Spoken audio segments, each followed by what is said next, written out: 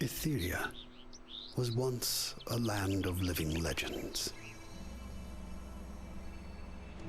Long ago, brave warriors across the realm stood together against an immortal evil known as the Old Ones. In the wake of this struggle, the champions locked away the power of the Old Ones inside Eternia crystals. Recently, the realm's heroes, called to a faraway crusade, have left their younger kin to tend the castle and its chores. Bored with their dreary duties, and imagining action and adventure, the pupils accidentally unleash an ancient force that has long been dormant. Now these heroes in training will have to grow up quickly. Together they will defend the Eternia crystals against those who would seek to resurrect the ancient evils.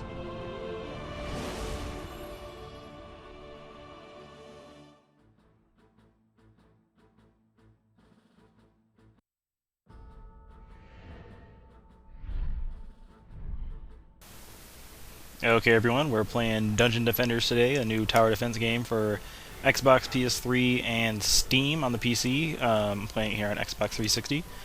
So, this is the main menu here.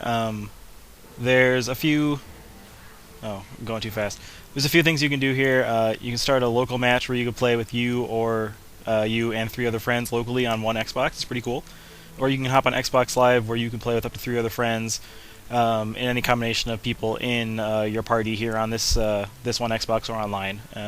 So let's get right into it. For sake of this video, I'm just going to be playing by myself to make it a bit easier. I'm gonna pop up another video later with online plays so you can see how it goes. But I already have a character going, so good old Jasek. He's a squire. There's 4 character types you can play as, and they all kind of cater towards a different aspect of RPG stereotype. So the squire is like the warrior melee class. The apprentice is a wizard, shoots long distances, sets up bigger traps. There is like a huntress who's the girl. She's kind of a good mix of melee and trap setting because it is a tower defense game at its heart. And then lastly is the monk, who is more of like a medic character who heals traps and heals characters. So having a good team obviously makes it a bit easier to play through. This is the sort of setup menu that you can do for each level. It looks pretty complicated actually, because it kind of is. There's on the left there's all your missions you can choose from. Like you can see, I'm going to do mission 4 here. And then you can also do challenge missions, which you can unlock by beating the levels before, or beating that level, and then you can go back and do this challenge. Like if I wanted to do the very first level, I'm not allowed to place any defense towers, so you just have to kind of use your melee attacks, which is actually fairly easy to do. But anyways, you can also change the difficulty. If you see on the right, I'm changing it now. I'm going to play on easy, you could say because I suck, but also because the game is incredibly hard on anything but easy. So we'll just do it as that. And also I'm playing by myself. The game is really catered towards playing with other people. So if you're someone that likes tower defense, you just want to play by yourself, you probably won't like the game that much because you need other people to really experience it fully. But if you do want to play by yourself on easy, then go right ahead. So this is the crystal that you're trying to protect, the Eternia crystal. And like many tower defense games, you have your build phase first, where you set up your defenses for the incoming enemies. And you do that by collecting those things I just got there. That's mana. If you look in the bottom left, the red box is my health, the blue box is the mana crystals that you use, and you need mana to set up your traps and defense towers. And also you need it to upgrade towers to like have better efficiency. You need it to repair towers, yada yada yada. It's basically the currency for the entire game, so it's good to collect. Each round the treasure chests replenish, so you can go back and pick them up, and then enemies that you kill drop mana as well. So let's just pick up all this. Zoom out here. So behind me, right over here, is one of the doors. So it's saying that there is one enemy coming. Can't tell what that is, an ogre, I guess. So there's just one coming from that door, and there's going to be other doors. Look, there's other enemies up here. So instead of a traditional tower defense where you just have one door where a whole bunch of enemies come out of in different waves, you have multiple doors. And I haven't played this level before, so I'm kind of scoping it out, but this appears to be the level with the most doors I've played yet, so that's kind of challenging. But there's always only been one crystal to protect, which makes it a bit easier. Aside from my character being a melee specialist, he's also a defensive tower special guy, so he's not really there to set up active turrets that shoot fire and flames like my friend was when she was playing the Apprentice Wizard. He's more to set up barriers, so we'll set up one here to kind of stop these guys. So you bring up your little radial menu, which makes it really nice and easy to navigate through everything. So I'll summon a defense. You unlock these by gaining new levels, so as you kill things you get experience, you level up and you can get new things. So I'm only level 10, so next level I get this this turret, but I have a spike wall, this bouncer blockade, which is actually really cool. It's like the spike wall, but when they hit it they bounce back, and then an automatic ballista, so it just shoots arrows at people. But I'll set one of these here,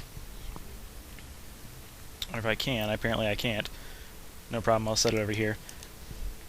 You can see the 40, that's how much mana it costs, so I'll set that here. Then now whenever an enemy is going to come up here, they're going to hit that bouncing blade, take damage, and bounce back. So it's a nice way to stop people from getting to where you need them to be, which is over here. So we can do that.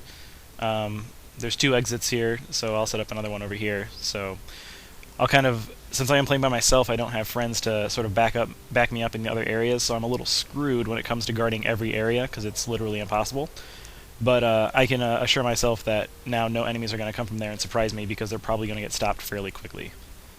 We'll put up different defenses here so you guys can see the spike tower. Let's see. Yeah, so right there. Now you can spin it whichever way you want once you set it down. So they're going to come from that way, so we'll stop it here. And then I will also rotate the camera. I will also set up a harpoon turret here.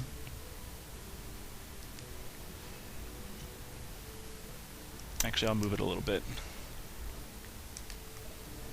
up here. So now those enemies are going to get stopped by that blockade, and they're going to get harpooned by that turret. So that makes it nice.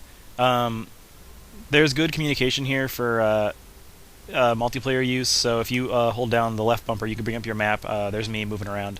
You can see, if you look in the top left, you can see where I've placed my traps, the bottom left also. And you can see all the doors where people are coming from. If you had friends, you'd be able to see them on here too.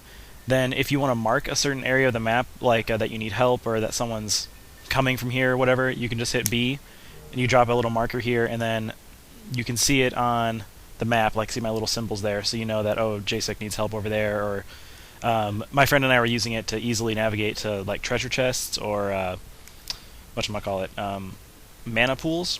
So especially at the end of each round, it's a lot nicer to say, hey, come over here, and then drop this little bumper than have people guess where you're trying to come from. So, well, I think I'm pretty good. I'm not fully set up. Let's drop another bumper here. And to start the level, you have to go touch the Eternia crystal.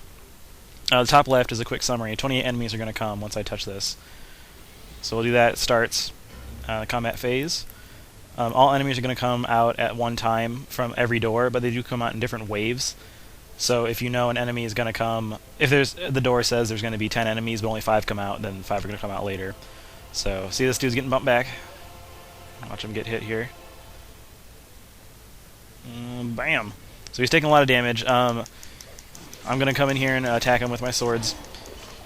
This is a really viable way to play the game. I mean, you could probably just not set up any defense turrets, and you could probably just melee your way, but like I said before, there's no way to guard the entire level, so you're going to get screwed somewhere, unless you're... See, I'm already under attack.